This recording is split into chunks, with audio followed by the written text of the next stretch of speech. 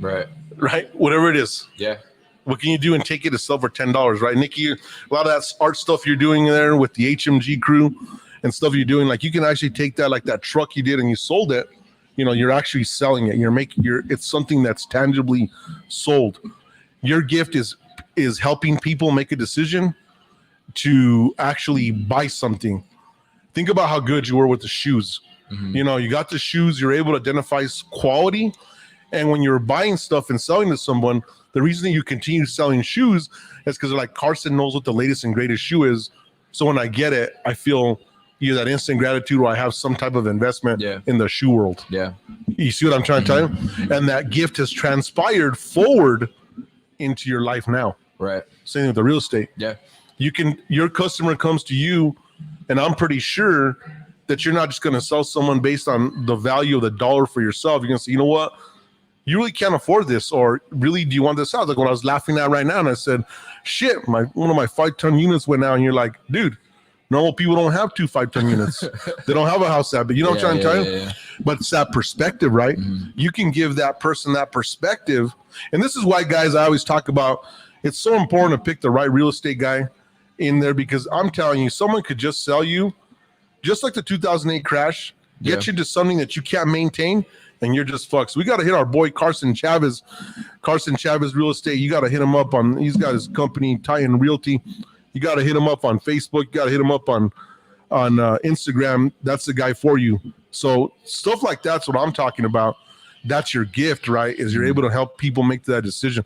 Carson, share with us something you've done with someone that's really stood out for you, where you really fought for that customer in a real estate transaction. There's a lot of situations. Biggest thing is my thing when I meet clients, and I'll kind of attest to this, right, is that it's with the market we're in right now, it's a little tough, as we know inventory is low.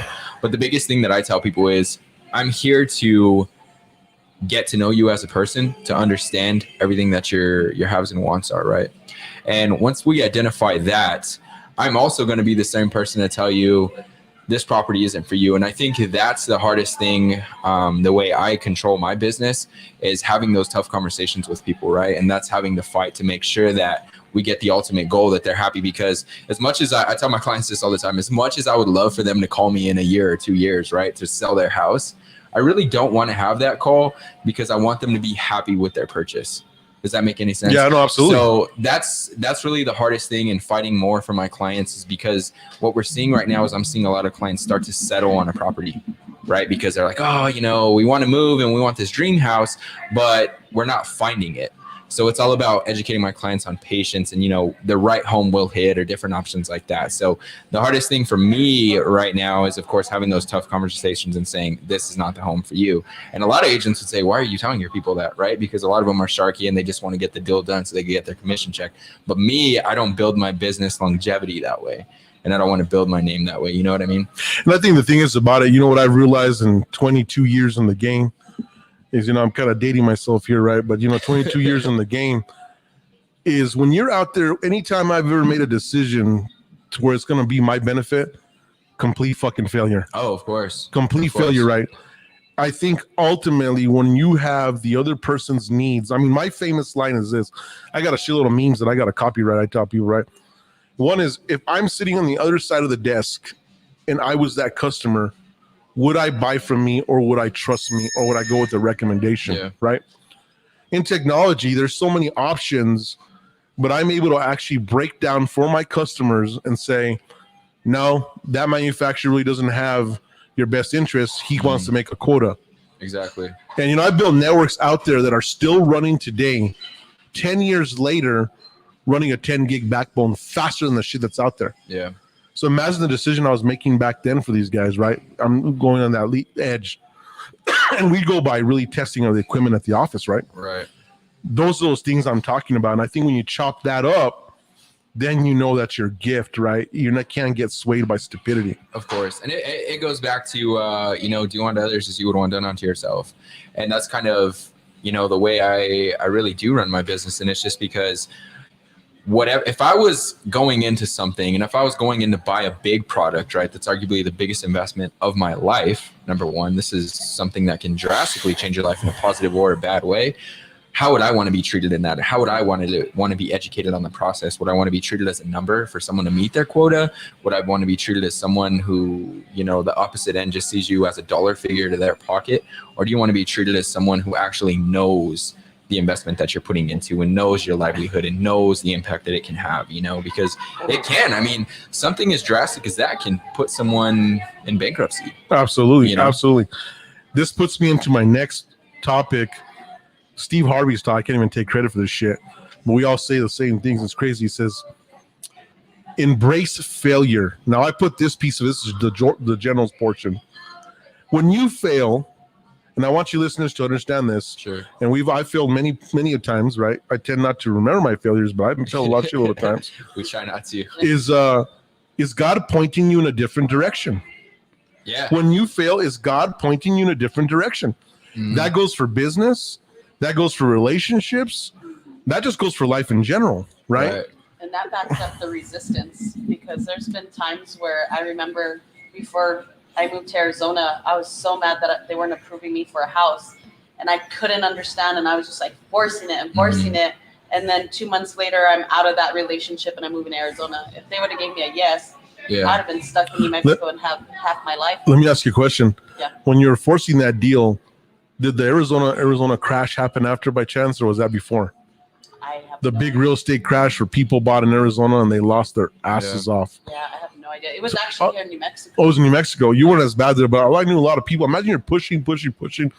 I want this. You buy the fucking ass and it goes to shit, right? Yeah. I always tell people, I always rely on the Holy Spirit in my heart all the time when I'm making a decision to kind of guide me. Mm-hmm. And I kind of always pray about things all the time, but never force something. And I think that sometimes kicking back and being still is the most powerful tool you'll have, right? I always tell people to ride the wave and not fight the force. Mm-hmm. Sometimes I feel like a lot of people are so, pointed in a direction or an idea, and they're just swimming upstream, struggling. And sometimes it's easier to just let go, put your feet up, and let God guide you. Yeah. Yeah. And I guess from looking at things too, right? And I ask you guys this in your opinions, where do you find that fine line, right? Of something that's constantly resisting you, but also not giving up? How do you, what would be your advice to the listeners today or kids going through stuff, right? Like some people will say, oh, well, you failed once, but you quit. Okay, well, should I quit or do I keep going and pursuing this? What red flags would you recommend to listeners to look for in pursuing? Well, let's get specific. Let's get more specific, right? So pick one. Let's just go on. Let's say someone thinks they have a good voice, right? And they take singing lessons. And they want to be a singer. You know what I mean? Okay. But they have failure, or even a business owner. It can really go to anything. And are you in the right business? Are you doing the right thing? And when is it too soon to throw in the towel versus staying consistent and saying, what the hell with this? I'm going to master this. Are you doing the right thing or the wrong thing? The moment you're going in a deficit. Okay. So let's think about this, right? When I got into technology and I make a decision, like let's think about what's going on right now, right? Mm-hmm. It's so sad. Let's think about the restaurants. You got the government who controls you. Yeah. And I said the other day, fuck you, everyone should stay open, but they could take your license. Yeah. So they take your license, you can no longer be part of the restaurant. The scary part about this is this. Think about this. How many people really identify with their businesses? Like if the business collapsed, that's it for them. Like if you're a chef. Yeah. It's fucking scary, right? Mm-hmm. And so let's think about this. Harmonics goes out the fucking door tomorrow. The general's still rocking and rolling, right? That's why I'm the general. I'm not, do I want it to go out the door? No. But let's talk about this, right? Let's talk about this. When you're doing something and someone says, you know what?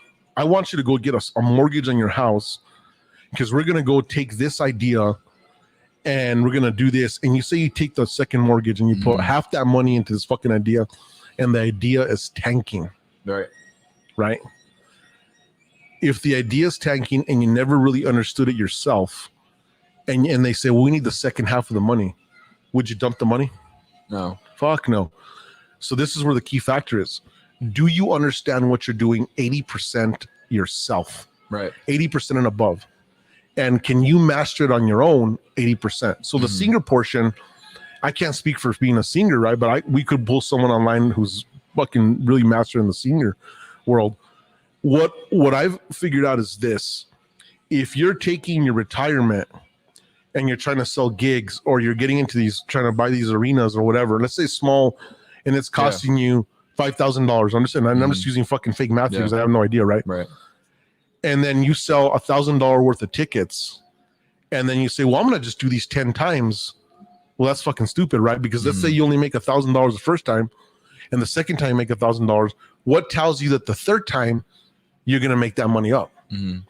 And so I always say in business is exactly like gambling, right? It's a lot based on the bankroll.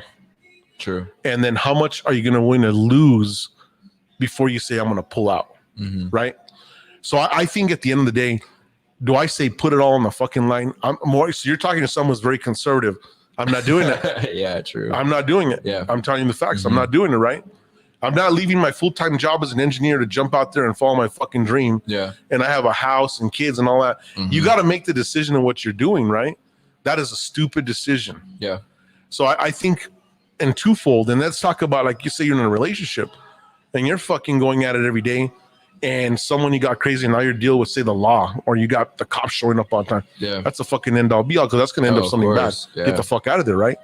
Or someone's spending the money, continue spending the money, and that person's trying to make it, and all of a sudden you're pulling a second job and that spouse isn't there. Right. Fuck no, you got to get the fuck out of there. It's just going to get worse. Or someone's beating the brakes out of you, right? If they're beating out the brakes out of you, you're probably not going to do it. There's no sticking it out. So, you know what I mean? I think you got to break things into compartments where, is it severe, is it moderate, or is it minor? Yeah. Right? Exactly. Not everything is going to be so effortlessly, so you've got to push through some of the rough terrain sometimes, but you got to identify. Which goes into my next what Jack is saying, and correct me if I'm wrong from what you said, but basically he's saying if it's something that's going to hinder basically almost your lifestyle, right? Your life. And your life. And when it starts to dip into that, that's how you know that's the red flag that you're seeing. Let's think about this. I'm going to use something that we both know. Okay. It's funny is you look at harmonics, and I pretty much got all my assets, even within the company, between 2008 and 2012. I got a lot of 2008, a lot of 2010, a lot of 2012 vehicles paid for, right?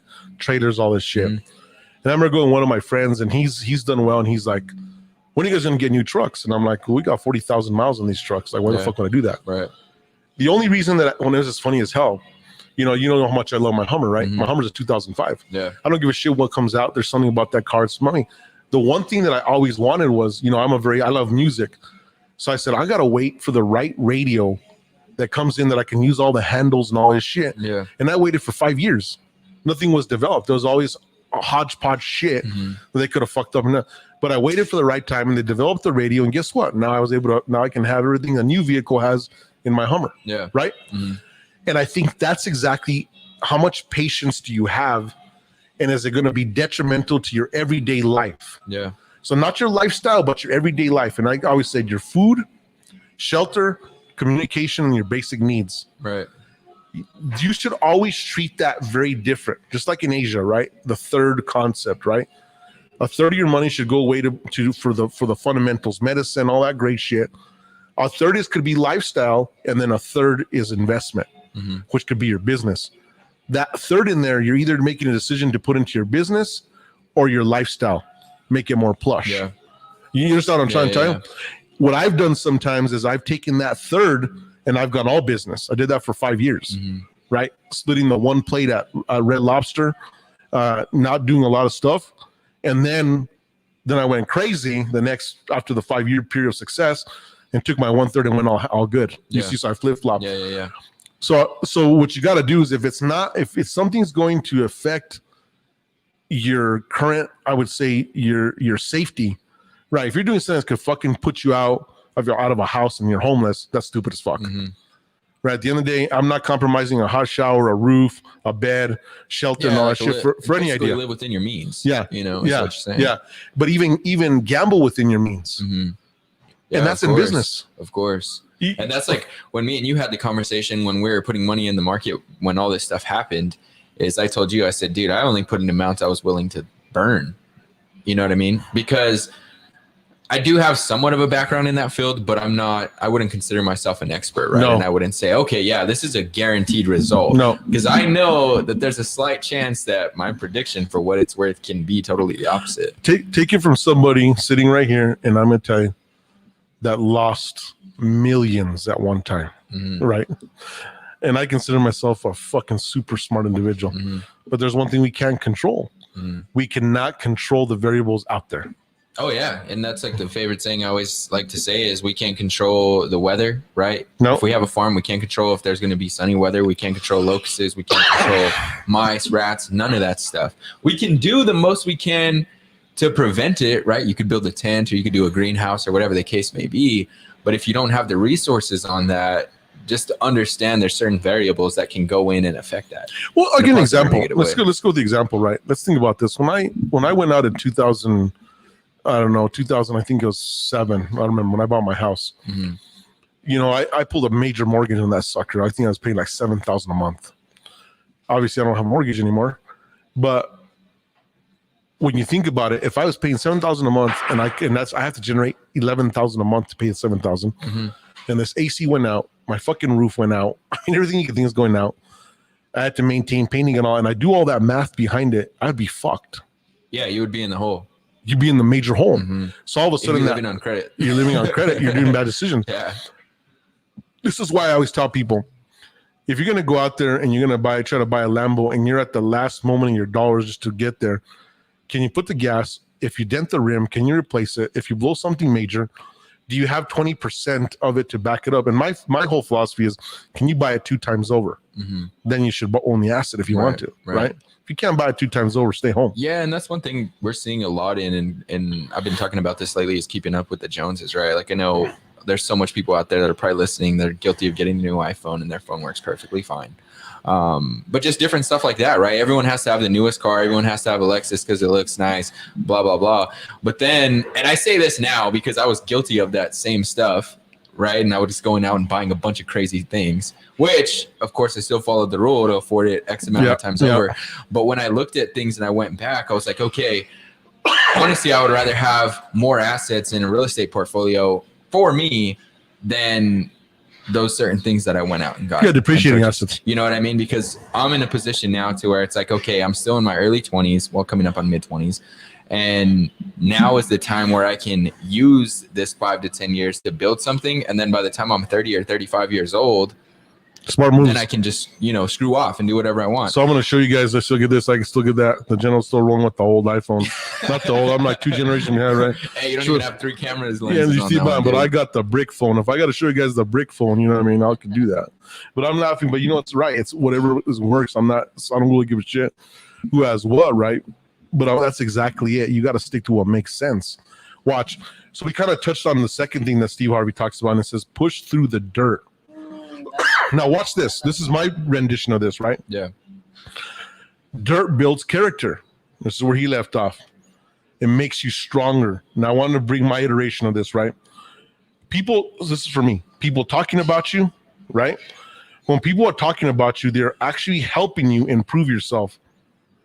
They make you prove yourself. So let's talk about dirt, right? He talks about taking a seed, planting it under the dirt. It's, they're putting dirt, people are talking shit, whatever, all this negativity. It actually fucking soil. Because what it's making you do, if you break under pressure under that dirt, you haven't proven yourself. Exactly. And the bottom line is God's going to want you to prove yourself, right? He's going to want you to push through it. And so the thing is, one of the master things that I've done is I've always pushed the bullshit. I mean, I told Carson this. The reason I mentored him, I mentored a few other people. Nobody wanted to help me coming up. They were just fucking kicking me to the floor. I wasn't even getting resistance. Right. I was getting opposition, right? Fucking opposition all the way. But God was preparing me to do something great, because with all that opposition, I wouldn't be able to be a war general. Right. Right? Like, I literally went through wars and battles to get to where I'm at. At the time, I didn't understand it. At the time, I'm like, I'm going to get a fucking heart attack here. My doctor even told me I'm going to get a heart attack. But now I'm so mentally resilient to everything and emotionally resilient that I just don't make an emotion. Yeah. People say, what? When I get fucking mad, I become silent. People are like, oh, fuck, what's going on with that guy? I just become silent. You Same. never see me just react. Same. You understand what I'm trying to tell you? Yeah. And I can attest to that too, because I'll say this, right? Being in real estate with Joe Myers for 1 year, that put me through everything. And then sometimes I was like, holy shit, I don't even know if I can do this anymore. And he would always play me this video. It's Glenn Ross, the movie. And he's where, coffees for closers always be closing. Yeah, I love that. And he says it takes brass balls to sell real estate, right? Because it really does. And there's so much people, because there's a lot of stress involved in these transactions. I've been telling you about some stuff that's going on. Oh, I see it. And it's just one of those things where in this business, and even just to your business, I would say sales in general, right? You truly have to not tie that emotion and remember you're in a business transaction when it comes down to making executive decisions. And the crazy part is, at the end of the day, the real boss is the clients, right? They can all fire us. Oh yeah, they can. And that's the thing is, and I'm the type of person of business to where I don't want my clients to see so much. I like to hold the stress for my clients. Yeah. Right. Because obviously I'm giving them the experience to represent them. And last thing I want to do, and I see it a lot of times where lenders or other agents will stress their clients out. Right. And it's like, no, you don't want to do that. Yes, you want to let them know what's going on. But to an extent, you also don't want to, have your client thinking the sky is falling when it's really not. You know what that's called? Value add. Are you a value add motherfucker in life? Mm-hmm. Yeah. I'm a value add. I'm going to tell you that right now, that I'm a value add in everything I do. Absolutely. Are you applying value? Correct. And so, or you fucking, the whole story, or you're the drama person, the scars fall. I don't even give a shit about shit like that, right? Yeah. Mm-hmm. I mean, you see me, Nikki G. I mean, we're on a big deployment. Nikki G saw a lot of pressure come through what I have, the straight face, right? Yeah. Just get through it. And so ultimately, you want to be a value add asset for somebody in order to succeed in business. That's why they hire you. Of course.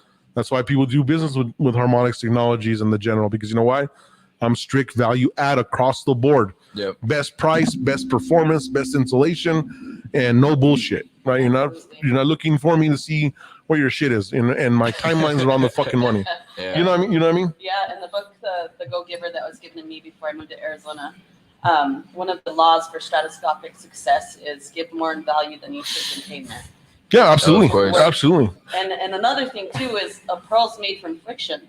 Friction polishes things up, and I think that's important, that some people get the smallest amount of friction and they just surrender. Yeah. And I guess that's where you really separate the rest, the 2% from the rest, because I know for a fact that my whole life I've had nothing but friction and pressure, but I didn't let it define me. I just let it make me better. And being one of the only females in my degree, man, that was hard. Yeah. I got challenged, even when I was actually in the work field, I got challenged so much that if I didn't come with a strong mindset, I would have quit. There were moments where I had to battle my emotions because it was like really fucking me up mentally and emotionally, but I just swallowed it. I sat in it and then I responded. I learned really quick at a young age never to react. And I don't even know where I learned that from. I think it was just because I saw what happens when people react. It's like a dominoes effect. But I really am so grateful that I had that natural ability to really sink in and respond, because I've had a lot of friction, but it's polished me as in my career today. I'm a very well polished person because I can take constructive criticism. If Jack comes to me and I'm working on a project and he tells me I messed up, I observe, I acknowledge where I mess up. I'm not afraid to say I messed up something. I even told Jack I fucked up. Yeah. I unplugged the plug and I'm freaking out. Yeah. But then watch him navigate through pressure moments. It's really cool to see different elements of people, because in a team, you're going to have different personality types, right? And you need multi-personality types to make a solid team. If everybody was a Jack, we'd all fail. I don't know about that. Let me tell you something. I'm gonna disagree to that You can't fucker. tell him that, I'm gonna disagree to that one. I'm gonna tell you why, okay? Okay. Let me tell you this. You know what? That's saying that the Shaolin monks are gonna fail.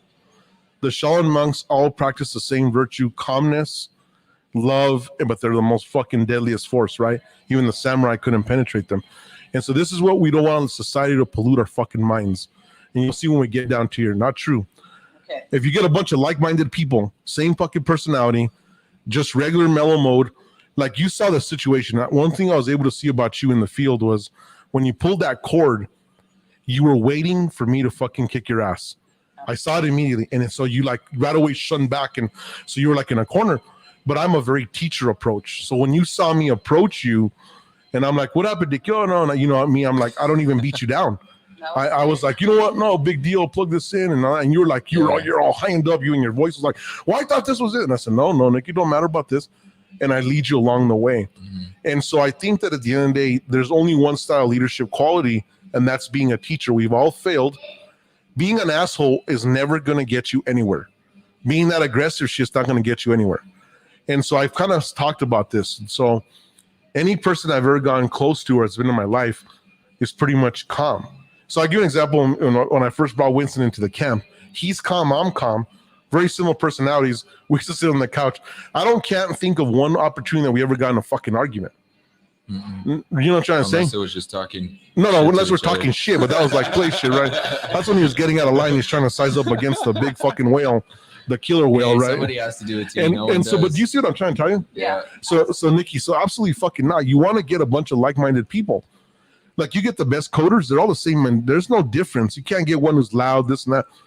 It may be a mix. This isn't fucking a band where the guitars, you got to be in tune, but fuck the different instruments. And this is where people get fucking mistaken. Mm-hmm. They think that opposites attract, and all of a sudden, now you're in a clusterfuck. Yeah. If you got a spender and a non-spender, no bueno, right? Yeah, you have a problem. You see what I'm trying to say? Exactly. So let's do the principles of mathematics, right? If I give you 10, 10's a positive, and I apply -5, what do you got? 5. You see what I'm trying to tell you? Yeah. If you come with a positive 10 and you apply a positive 10, you're a fucking 20. Mm-hmm. That's the principles of building a team or anything you do in life. Right. Okay. You see what I'm trying to tell you? Absolutely. So fuck that. You always want to find like-minded people, the same attitude, great thing. They may not all be the same. Some might be more, something like that. But you see, like as an example, right? Okay. If I took you, I took Carson, I took Saul, and we all went to do a job, I can pretty much tell you one thing. We're going to have a good time. We're going to be talking smack. There's no going to be no fucking weird shit. No one's going to be trying to take anybody for a fucking this, for overwork or more work, any of that. So now you have more of a calm water, and I think you're going to get shit done. But you start to mix people that, and you're kind of fucking me up because we're going into my next topic so, that we're going in with Steve, right? And you're going to see where this is going to unravel for you in the mind. But what we want to stick to is this. Look, listeners out there, push to the fucking dirt. If people are telling you ain't what the fuck, use that as a soil and grow out of there. Because once you're able to prove that, all God wants you to do is prove that you can get past and that your gift is worth it. To me, God is like the sun, right? When you finally pop out of the dirt and you put a little bit of your own water and you're there and that sun comes up, that little plant is going to grow to something huge. Whether it's a fucking oak tree or a redwood or a fruit tree or something, it's all depending on your gift. Okay, so let me move us forward just real quick here. We talked about push through the dirt. Now this is where the fucking magic watches. When you guys are calling me all the time and you're DMing me and you're fucking doing me, give you them. And I told you I'm not the business Jesus Christ. I'm gonna give you a secret. I hope you're out there listening to this. Okay. This isn't me. Steve Harvey said this, but it made a lot of sense to the mathematical mind. Multiply your effort or your gift. You do not need $1 million idea. All you need is a $10 idea. Whatever you got, that's $10, multiply it by 10. I'm going to break this out for you. And it totally made sense to me. So think about this. If I knew how to mow a lawn and I mow it for $10, and I do it 10 times, that's $100. Now, if I can take that and multiply it by 10, that's $100. Mm-hmm. If I can multiply that 100 by 10, that's $1,000. If I can multiply that by another 10, that's 10,000. Now, here's the fucking magic number. If you can multiply that and you make 100,000, you're fucking very close to $1 million idea. You've now broken through. If you make $100,000 at something, you're probably going to make it. Yeah. So that's the question you were asking me. Mm-hmm. After a long period of time, have you made $100,000? Me, I'm a subatomic measurable, so I'm not the guy you're going to ask about fucking gifts like singing. I'm not the guy. Yeah. I have no fucking idea, right? Yeah.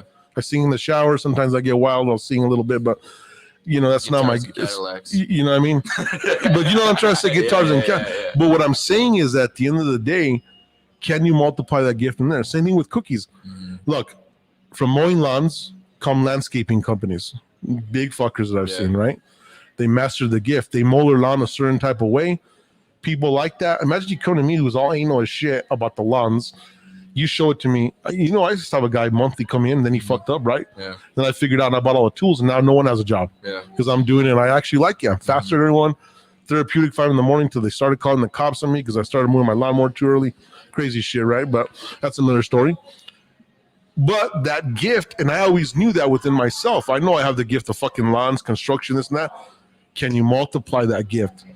So people that are out there always asking me, I want to be a millionaire. I want to do this. You're fucking going about it the wrong way. Yeah. What can you sell for fucking $10? And what can you multiply that 10 times? Yeah. You cannot come and sit down with the general if you haven't made $100,000. I'm telling you right now. You can't sit with anybody because everyone's look at you like, well, dude, you haven't even gone to preschool yet? Yeah. You haven't got to fucking high school yet? You're not in college yet? Right. And, you know, that's the whole thing when I talk about the combines, right? You have to prove that effort of getting into college in D1. Yeah. And so those are the things, the fundamentals that I'm talking about.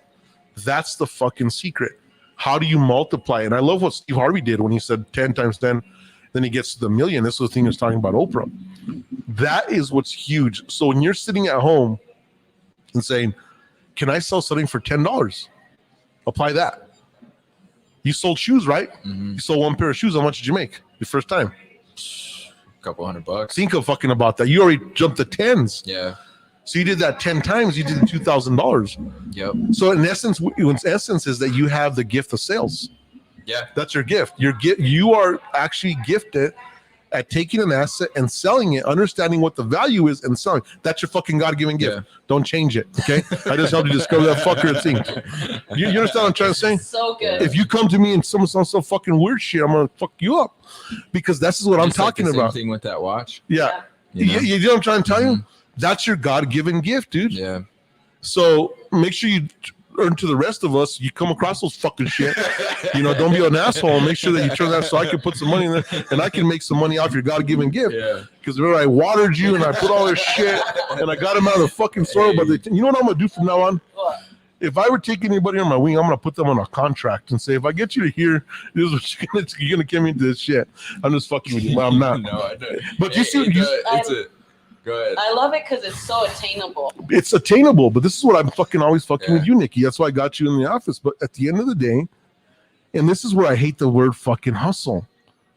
Yeah, me too. That's the stupidest thing I heard. What's your God-given gift? Everyone's so afraid. I'm gonna tell you right now. Look, I'm gonna tell you, this is my podcast. I can say what the fuck you want. Do it. You don't got God in your life. I've never seen people succeed. I've seen the people that don't have God in their life just completely fucking crumble. I've had top engineers crumble. I've had people in that shit. You're not going to do it. Don't let a bad experience take that from your life. And this, I'm going to tell you what it is. And I can tell you that's exactly what's giving me that strength. You've asked me what gives you that strength. It's that night. It's that prayer. It's that belief. And I'm like, shit, you can't mess with the Almighty. It's the biggest force for me, period. Yeah. Period. There is no, you know, we like to say the universe and anything. It's God, period. That's for me. But that's, you know what? That's the gospel according to me. Right. I mean, fucking take it as it is. Right. It don't matter. You don't like me, that's all right. What did you tell me about something about money doesn't prosper? I said blessed money doesn't prosper. And the reason I tell you this is I've always seen this is when you make money the right way, the right seeds, you do the right things, like for some reason that money just prospers. I don't know how many stories. I mean, Pablo Escobar is the biggest one, right? How fucking much money did he get? And at the end of that thing, he's in a fucking house hiding for his shit because that money wasn't blessed. That money was just a while. Yeah. Right. But then you get guys like Johnson and Johnson. Look, this is I'm gonna use New Mexico company. Holy shit, man. I'm fucking just like, I'm proud because the guy's name's Jack, right? We got Jack Conrad, right, from Conrad Hilton. You got original Conrad Hilton out of Socorro, New Mexico, creates the fucking Hilton Hotel, right? Wow. Then you got his son, Jack Conrad, who's my hero. Anyone named Jack in that time is fucking killing it, right? You got Jack Conrad taking his dad's idea to the Hilton empire that is right now. That's blessed money. Yeah. That is continuing going, propelling, just blessed. Now it's a fucking empire. Blessed money. Johnson and Johnson. creating products that people needed. And how many, I use Johnson & Johnson all the time. Right. But that's exactly what I'm talking about. It's about blessed money, right? When you do blessed things and you're just like there and you're trying to help people and you do it and you're all working together like a community, it's blessed money. And that's kind of like what I'm always talking about, right? You can't get nowhere without that. Yeah. You know what I mean? If you're out there fucking people and the money's dirty money, it's going to go. You're going to lose it. Last. You're going to get, it's something weird. Last. And I'm telling you from experience. I've made some fucked up decisions. I've made some fucked up money. And as fast as I made that money, it went out the door. Yeah. That's the weirdest thing ever. Yeah. Because you know what? God doesn't want me to fall off the fucking track. Yeah. Yeah, you know what I'm trying to tell you? For sure. Look, I'm going to go back to my second thing, okay? This is what I was telling you guys a while ago, right? So then you learn that, you learn to multiply your effort, you multiply your gift, right? And this is, I'm going to say it one more time for you fuckers listening out there. If you make 100K, you're just steps away from making $1 million and joining the $1 Million Club. It's the 100K. I fucking promise you. And I've told you this, it's weird as a feeling. Once you make that 100K and what your craft is, you're very steps away from joining the $1 Million Club in what your gift is. Bottom line. I'm telling you that right now. Yeah, I made $100,000 at it and you're fucking mad at it for 10, 20 fucking years. Quit. Yeah. Get a fucking day job, figure it out, do some day trading. I don't know, but you're fucking up, right? And I'm going to take you to one of my things. This is what I'm telling you. Well, I told you Nicky was full of shit a while ago. Surround yourself with like-minded people. You want like-minded people on your staff or even that share in your thought process and your beliefs. Steve Harvey said this. Place people on your wagon that share the same belief. And he broke it down like this, right? You're in a wagon. He says you tie a rope and we're all in the same wagon. If you're out there, if someone just in the wagon, he's just got sitting back like that and watching you, every single motherfucker in that wagon should have their foot out, propelling that wagon up. Because they're propelling that wagon to the same direction you want to go. But how many times do we pick up strays on our wagon? They're not doing shit. Right.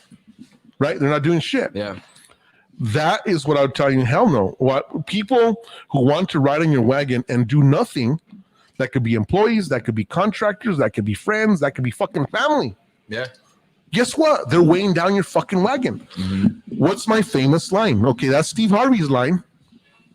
I tell people this is the general's line. You guys ready? Yeah. Don't forget this shit because I'm not quizzy. I already weigh 225 pounds. I've weighed 225 pounds for the last fucking 10, 15 years, right? I do not want to carry you on my back like a fucking backpack. Because that's unneeded stress and weight. Yeah. That's why I fucking hate doing squats. But I do it, right? But it's for temporary. Yeah. I do not want to carry you. But imagine this. It was crazy as shit. I don't know if you remember this. Okay. We're doing the install. And I grabbed, Saul. And he's like, help me with this black diamond. And I went to go help him. And I fucking picked it up. And he held it. He like adjusted. And he's like, Jen, you picked it all up by yourself. But what he didn't realize, he had the same common goal. But what he did for me is he kept it from wobbling forward, wobbling left, wobbling right. But I was able to do the fucking lift quickly. But he stabilized it in order for the lift.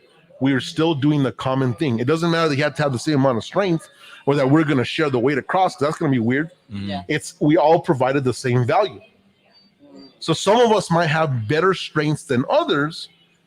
And then we know what our goal is in the game, right? Not everyone can be a fucking center. Yeah, playing in position. You know what I'm trying to tell you? But people forget that shit. I'm not going to go and guard Shaq. No. Yeah, you know what I'm trying to tell you? But this is why both Dwayne Wade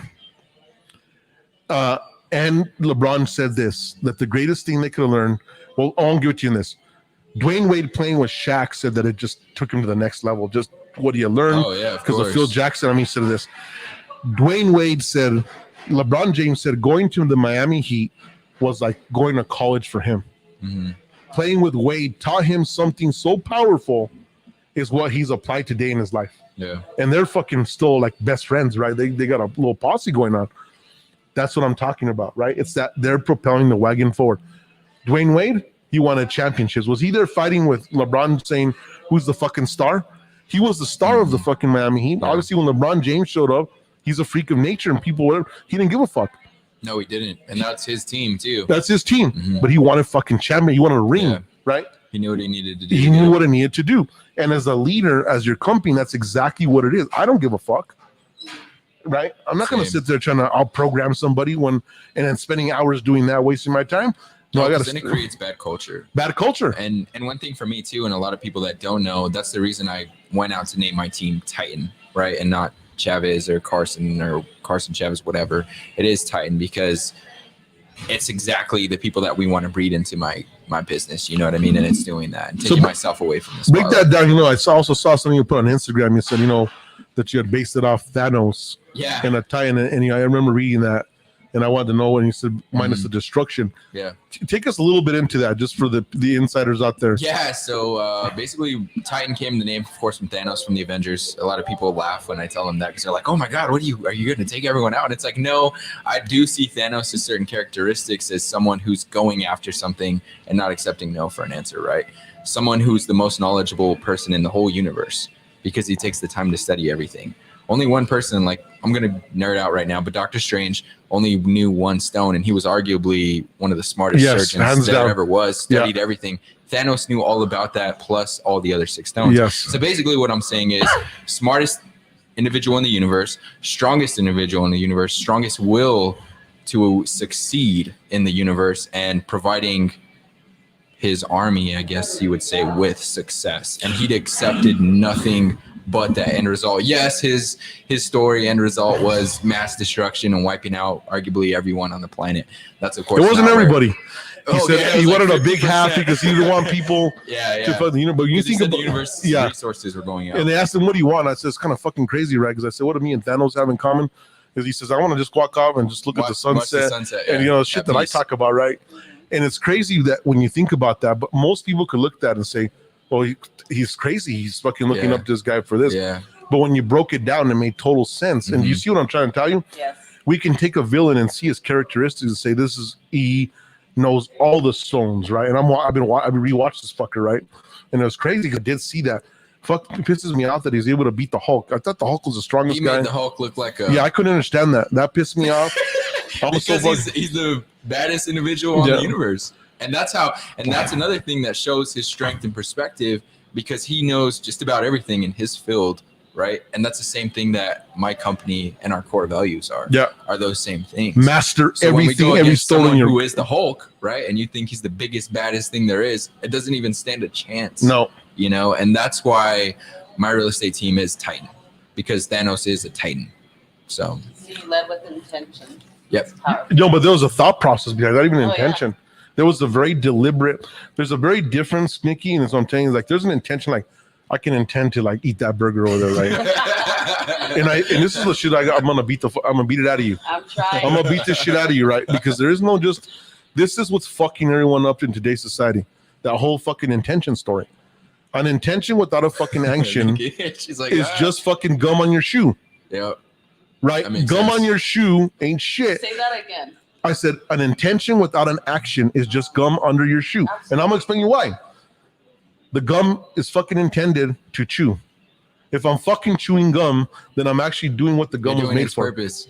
You see what I'm trying to tell you? Yeah, absolutely. But everyone's, I got in a fucking tension with gum on their shoe. Everyone intends to make $1 million and intends to launch a business and intends but they can't chew gum. You see how simple is simplicity? We got to get this shit down to simplicity, right? I'm going to go down to this. Watch. Here we goes. This is what I was talking about, because this was, you guys are fucking me up here. And this is what Steve Harvey's saying. Manage your strengths. Partner with people who are better than your strengths, right? And this is the example that I'm going to give. If you're gifted with understanding what your strengths are, well, I'm going to fucking say, when you're out there and you say, I'm going to get a good transaction coordinator, or how you work with Joe's group, they got that shit down. So why the fuck are you going to try to figure out paperwork and fucking make a mistake and then get fucked up? Exactly. And then you're fucking... that's one thing is, and I told Joe this, I said, dude, I'm not going to recreate the will. I know how the organization works, and we're just going to do the same thing. If not, if I found kinks in it, then of course I'm going to change it. And then I go back to the person that taught me and said, hey, look, I did this. This works for me. And he does the same for me. And that's what builds us both to achieve this big umbrella. And this is why I drive a Lamborghini. You know what I mean? You know why? Because, Ferragamo tried to top Ferrari, ends a Ferrari, the same fucking thing. He told him to go fuck himself, and then he built a supercar that kicked the shit out of them, right? Mm-hmm. But I'm going to leave that for a different topic. But you see what I'm trying to say? Mm-hmm. No matter where you're at, he's trying to say, look, here's a clutch that I know works that I put in my tractor. And here's Enzo looking at him saying, well, you're a fucking tractor maker. You don't know anything. What do you know about fucking supercars, right? But yeah, it's the fundamentals still. But the clutch in a tractor is what makes it so fucking strong, mm-hmm. right? Lower horsepower, but gearing in the clutch and how to engage it. Think about that. And so that's the thing he came out doing, try to bring more value to the people he's loyal to. Yeah. And he said, well, if they don't care about he could have brought this to fucking Ford. I'm going to go do this on my own and build the exact car. Some of I look up to a designer. His name's Jerry Lorenzo. And he does more of like streetwear stuff. It's called Fear of God. And I like it because he's a Christian designer and things like that. Arguably one of the best street designers there is. And what he did is he didn't like the way clothes that he would go and get in the store fit him. Same thing, right? And he tried to get on boards for all this stuff. And he said, hell with this. He went to LA's downtown district, designed his own clothes just for him. Because he said, I just want to design my own. People started loving his style and it blew up. One of the biggest streetwear companies in the US right now. And same story. What did I tell you? God shined upon him. You see what I'm trying to tell you? It's the craziest thing ever, right? But this is why I tell you it's so important to get with people that have better strengths than you. Am I going to try to figure out how to do a fucking logo? No, what I do? I said, look, Nikki, I get a funny story. I got guys, we're finishing up, the office is a lot of shit I'm doing. And I'm there trying to figure out how the fuck am I going to get this 3M tape off this thing? Well, I'm sitting there, I said, well, fuck. I remember Nikki telling me that she worked for Fender and they had to get 3M tape off of this, and this is what they do. Mm. And if they're putting all these parts, they know about 3M. So what I do? Nikki, where you at? We're in the office. I dropped this fucking, what's funny? I even put it out there for her perfect, right, on the board out there, and she's out there kicking ass. That's what I'm talking about. Am I going to try out there and fucking YouTube how to fucking take out 3M when you already know the answer? And I might fuck it up, and you're like, hey. And he's like, look, this is why I did it. And she actually took all the epoxy, all the sticky shit, plus the tape. So now when I put the new surface, I'm going to alcohol wipe that fucker. It's going to stick. Perfect. But you see what I'm trying to tell you? Yeah, it's utilizing your resources. Same thing. It's when I call you and say, hey, you fucker, check this shit out for me. Yeah. Right? No, this is what's made me so fucking successful. What's made me so successful is that I know what my weaknesses are, and I put people in fucking place that are better than me doing the specific things over and over and over again. I may understand the 80%, and I might do it 80% as good as them. Mm-hmm. Maybe even 90% as good as them. But they still got that 10%. And 10 times 10 times 10 times 10 times 10. How much time did you buy? How many fucking failures did you not cause? You see that 10? Yeah. And that's exactly what I'm talking about. So don't try to do something you're not fucking good at. Yeah. This is why you got to stick with your God-given gifts, right? There's a meme or whatever whatever it is. I'm sure everyone has seen it where it says like, oh, the business owner got seized and didn't go to college or whatever, but he had the gift to be able to hire people who graduated from Harvard and do certain things and put them in the positions to excel his business. You know what I mean? I don't know if you guys have seen that, but I seen that all the time. The meme, one of the crazy memes I said is they said, "Did you go to Harvard?" He said, "No, but all my employees went to Harvard." Yeah. Same thing. And so I'm talking about someone trying to shut him down, and he's there. I'm thinking, well, fuck, right? You look at the guys who's in the harmonics team. Dave, fucking Fortune 100 CFO out of New York. He ran Thornburg Mortgage in fucking New York. Wow. I'm not fucking sitting there trying to figure shit out. Smartest man I've ever met in my life. Yeah. Told him that's what we got to do. But I know the fundamentals. I know how to research. I know how to push the gamut, right? Mm-hmm. So I want to step into the number 7, right? Let's go into number 7. Balance between flexibility and focus. The road ahead is full of fucking speed bumps. So let me break this down general for you, status. Okay? You're going down the fucking road, and this is the question you were asking me about. When you're already succeeding at something and you made that first $10, that first $20, let's take this, your lawnmower might break. And then you go in and say, fuck, my lawnmower's broken. And you drive it into the repair guy. And the repair guy says, you know what? It's going to be $60 to fix your lawnmower. You fix the fucking lawnmower. Yeah. Because you know that lawnmower is going to continue making you money. It's producing your capital. So do you see the question that you're asking a while ago? Mm-hmm. So when you're just throwing money into the fucking air, hoping that the resource is going to happen, it's like throwing water on property that has no seeds. We don't even know the concrete, right?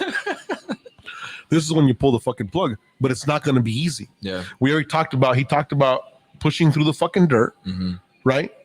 So this means you already pushed the dirt, but now above dirt, there's wind. There's fucking storms. You start having more problems. You still got to prune the fucking tree. And that's the thing is, what are you going to do to better yourself?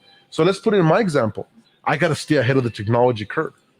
What's changed out there? What's better? What's not good? What's fucking a bunch of Potawatomi? What's just fucking Shazam shit? Yeah. And that's the stuff that I got to stay above the edge. What actually delivers the result? What delivers the fucking result? And efficient. And effectively, where it's effective as hell, right? Yeah. And so one of the things is those goes down to fundamentals, right? And you sharpen the fundamentals. Yeah, and making sure like that's one thing too. People, not to steer us, but let's say you land a contract, right? Make X amount, say 300,000. Then you go and buy a Lambo. Okay, but what happens if something does go down and you just wasted all your money on this Lamborghini to pay it off? And now you don't have the cash to go in and buy fiber or buy any cables or anything like that. Shit. Then what are you doing? Or if your computer crashes and you need a new PC, then what happens? That's the thing that people or tend your fucking totally heater AC package burns out and you got radiant heating, but you still need the fucking, you want to make sure you got it done. Or you need a new boiler. You know what I mean? Holy shit, don't even talk about that shit, right? Yeah, you're going to start shaking. But you see what I'm trying to tell you? But I was telling him, I was so proud yesterday. I called fucking Winston. I said, you know, Winston's so crazy. I got my house back to fucking like when I bought that bitch. I had it all repainted on the outside, all touched up, the wood. I'm about to drop a motherfucking Vegas style backyard once I pull these guys off my project over here. And it's a complete project, but look how many years I've been at it. Yeah. Right? I didn't just jump in there and fucking someone spent $2 million. Could I have done it? Fuck yeah. But there was no pressure. Yeah. Right? No fucking bills and looking at life. I'm just no pressure. Yeah. Because it's all about everything takes time, but I'm deliberately doing it. It's like when I planted the park and the guy's like, well, you know, I don't know if you want to do it. We can shoot for next year. And I said, fucking we'll plant the park. And all of a sudden the seed, I said, what's the worst thing scenario? Okay, the labor I pay him and the seed goes bad and we got to redo it. Or we jump on the fucking opportunity and guess what? We got a shitload of rain that fall and we got a shitload of rain in spring and the sun came out and that fucking popped up. If I would have waited for that spring like he was talking about, that fall, there was always weird times and the grass wouldn't have lasted. Yeah. And that's where you got to have that internal, so you say, I'm going to have that drive. I'm going to have this push and fuck no, I'm not taking the easy route. I'm not taking the easy route. Yeah. That's that flexibility. That's what you got to know. Do I got to push or do I got to hold? And that goes back to knowing 80% of what you're doing. Exactly. I mean? Because then you already know what you're getting into. Like when I launched Titan, I already knew I needed big signs and I wanted the full McCoy signs, you know what I mean? The same ones that Joe used. And theirs are $400 a piece. So before I launched, I had to make sure, okay, do I have the cost to go and get these signs, the open house signs, the stands, the marketing, doing all this stuff, and even the money to pay my transaction coordinator and do XYZ and still make sure I'm coming out of a profit. So I had to chunk up thousands of dollars just to start the business up. But I still know if I wouldn't have sold anything, I still would have been good. And that's something that I had to take into effect with this pandemic. And one thing that I just from seeing everything that's going on and people buying houses last year and now they're selling them because of everything that happened, maybe they're out of work, is the best thing. And I learned this from you. And we used to go back and forth on the topic, but the best thing you can do is own everything you have. Yep. I'm strive to own it. Strive to own it. It's so crazy. What you know is that, let's say real estate's no longer a thing, real estate agents aren't a thing. If I go and over leverage myself and all of a sudden someone comes out and says, hey, real estate agents aren't a thing anymore, I no longer have a business, and now I have all these assets or depreciating assets that I have to pay on a monthly basis, and that's not guaranteed money. So what is it going to do? It's going to trickle down my savings, right? That's why I say own anything that you can if it's not an income producing asset. And you look at this shit like Nicky. Look when we went out to Portales, and so I was like, well, let's use one of the traders, and we use both the traders. Or when we move the shit out of my man cave in the offices and I pull up this big old fucking trailer and your eyes are like, holy shit, this looks like a fucking house. And how quick was we were to just roll it in there? Yeah. Right? No worry, two fucking big old trailers. Rent one, call somebody to borrow it. Two trucks, nothing, dude. Ready, roll. We even had the rollers for it. Right? That's what I'm talking about. And that's what you're talking about is better be prepared. And when you see my tool bag, and remember we were testing that one line and you're like, and everyone's, the batteries are dead. And I pulled out my fucking test kit and I had everything in there. You stayed ready. I bought all those toolkits in 2012 when I made the most money ever. And I got 3 sets of those fuckers, 2 brand new ones sitting there to attack anything I need. Yeah. And they're never going to be antiquated because guess what? It's the same testing technologies. I don't give a shit.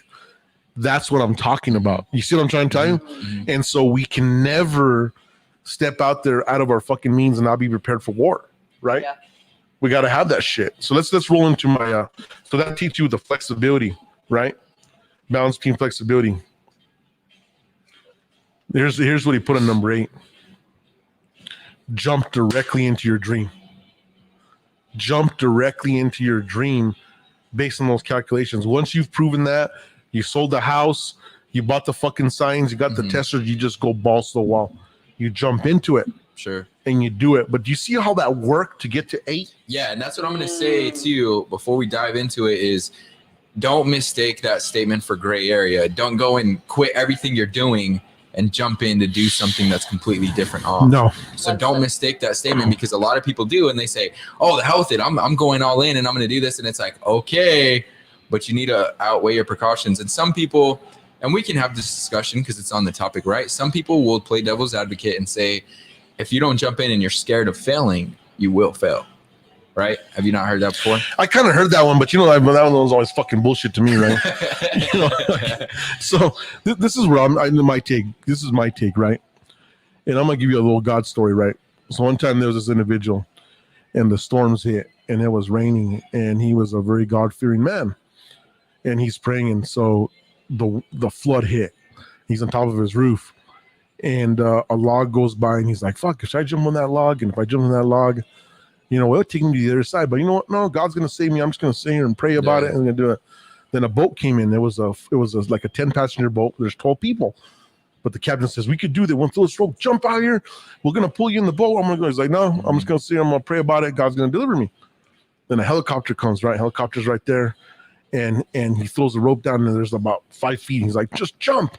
Just jump. We got to get, so he like, no, I'm going to pray about it. The water rises. He fucking drowns. His prayers were being answered the whole time. Right? So then he dies, right? And goes to God, and God says, fuck, Charles is fucking up my story. So he gets to God. I told him the story. So he gets to God, and he says, God, you know what? I'm a faithful man. I kneeled down. I prayed. I did this. And he says, what do you want from me? I sent you a log. I sent you a boat. And I sent you a helicopter. Where was your effort? You got to jump into your faith, right? Yeah, exactly. And this is what I'm talking about. You prepare all the way there. You're there, and you're very prepared. Take it. Because you're not going to sit there and you're watching all these people living their dreams, and you've already prepared, but you don't take the leap. I don't know how many fucking times I've seen people do that. 100,000. Now that's sad. Yeah, it is. That one's sad, right? It is. And I can attest to that feeling because there was a time where I've had to jump and take risks for the field I'm in now, and was honestly pretty scared about it, and everything just felt right. Like the timing, it couldn't have been better. The way things happened couldn't have been better. Everything just totally happened because it was truly meant to be. And that's something, I mean, you could probably attest to that. Look at some of the things where if you would have made the opposite decision, we probably wouldn't even be doing this podcast right now. You know what I mean? The thing about me, and I'm gonna tell you guys something, I was at that point where I understood it, and I tell people this. The only qualm that I have, but then sometimes do you really challenge what God's plan is, right? Is I said I should have jumped out 2 years earlier on my own. Mm-hmm. And I would have just beyond dominate. I read domination as beyond the domination, but then you don't want to get, there's room for pigs, not hogs. And so you don't want to get too greedy. Could have made a lot of mistakes. Yeah, because what if you would have went out 2 years before and you didn't meet certain people that you met? You didn't have, or those contracts didn't even exist when you were in business, and then you could have totally collapse yourself. You know what I mean? So, but I knew it in my moment that if I didn't strike in 2005, based on the writings of the wall, I'd have been fucked. And then I had my biggest years, and then they went away. And now there's been small waves, no big waves. Mm-hmm. But I wouldn't be able to be where I'm at, right? I wouldn't be Lambo Jack. I'd probably be let me think here. I'd be like S-class Jack or something like that. You know what I mean? Nothing big. I'd still be killing it. All right. You'd still be in the six-figure club. I'll be R8 Jack. You know what I mean? Something like that. Right. You know what I mean? But you know what I'm trying to tell you? So it's like that one thing. You got to just do it. But it's for those people who've already prepared and done it and fucking went to the camps and you're there and you just got to just do it. Jump on that. And let me get to the last piece of this, right? And sometimes I carry my own chicken scratch. Fuck.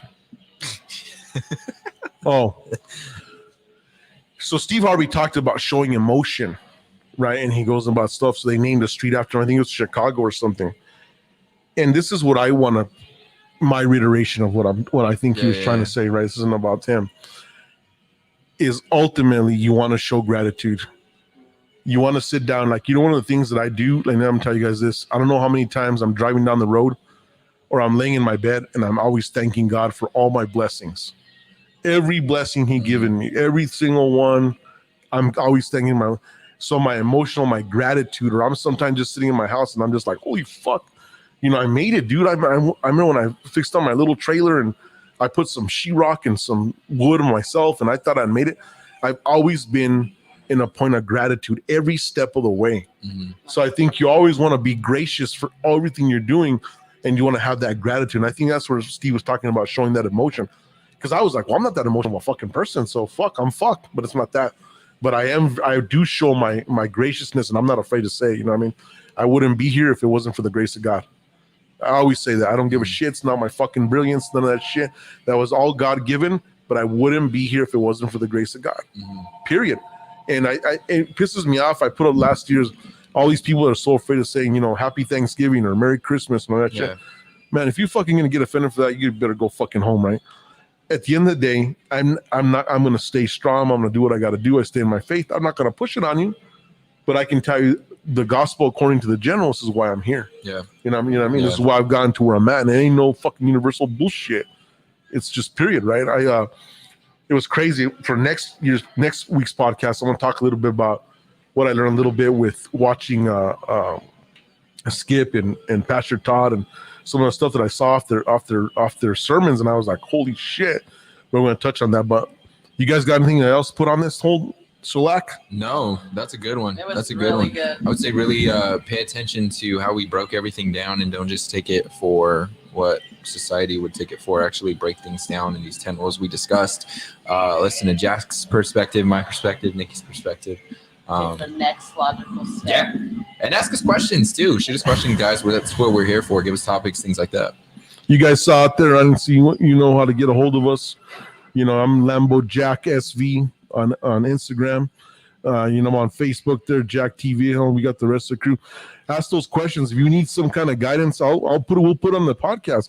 You want to be a guest? You want to come in remotely? You want to express something? You want to agree, so you don't agree with something? We want to hear you either way around. It doesn't matter to us. But I'll tell you one thing. You got it live here. Come support the grill here live. And without the grill, we wouldn't be here. Gracious out there. We got to be real gracious out there to my man for really setting up this booth and kind of sponsoring this whole thing. And the big Philly, baby, the big Philly come out to the grill. But hey, Big John, thanks for coming out and freaking getting us all lined up, brother. And hope you feel better, but we're out. We're out. The fucking Jen and the crew's out. All right, guys. See you next week.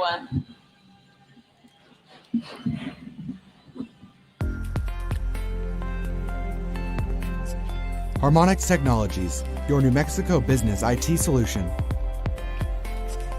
With incredible products that will fit your needs both big and small, and unmatched service, it's your vision delivered. Learn how we can help your business roar into action today. Harmonix Technologies, your New Mexico business IT solution.